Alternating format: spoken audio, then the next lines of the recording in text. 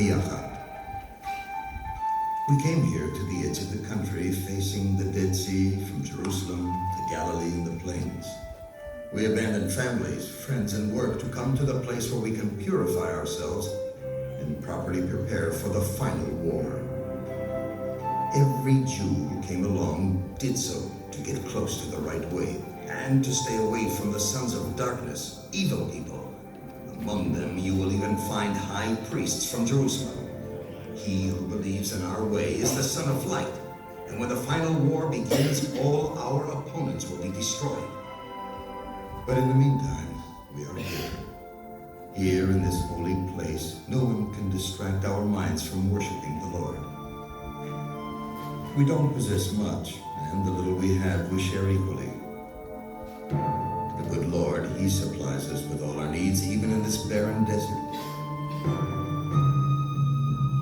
This morning, while working in the date grove, a neighbor from Enot Kaneh, a 5-hour walk from here, passed by. He told us of the bitter end of one John the Baptist, whose head was severed by King Herod.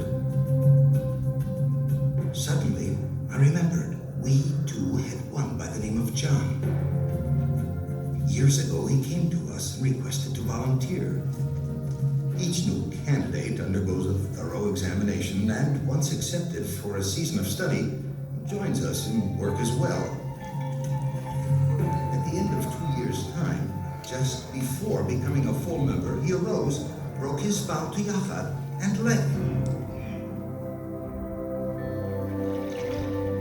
Twice daily, we bathe together in the purifying bath in order to be sanctified in the pure waters. After bathing, we gather together to dine. First, we taste from the pure bread that was prepared for us by the high priests, and then from the wine.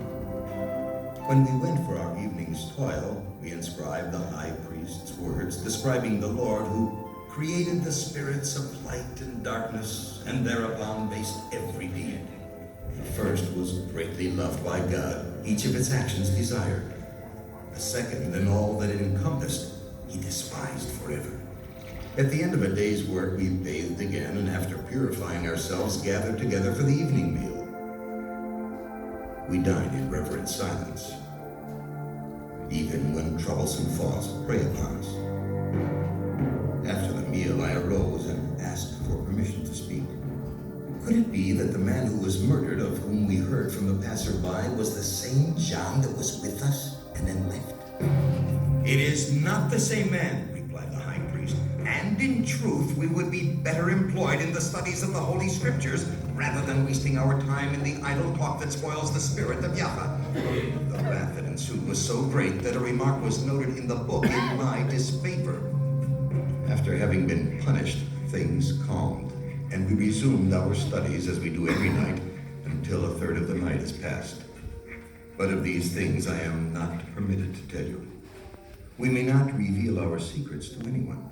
Only we, the sons of light, are allowed to share the secrets of Yahweh. This alone may be revealed.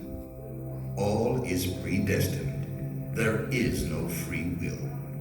Even before the time of creation, it was inscribed that you, somewhere in the future, would hear and see these words. It is God's wondrous plan that brought you today to this pure and sacred place. And God willing, perhaps the secrets may be revealed unto you.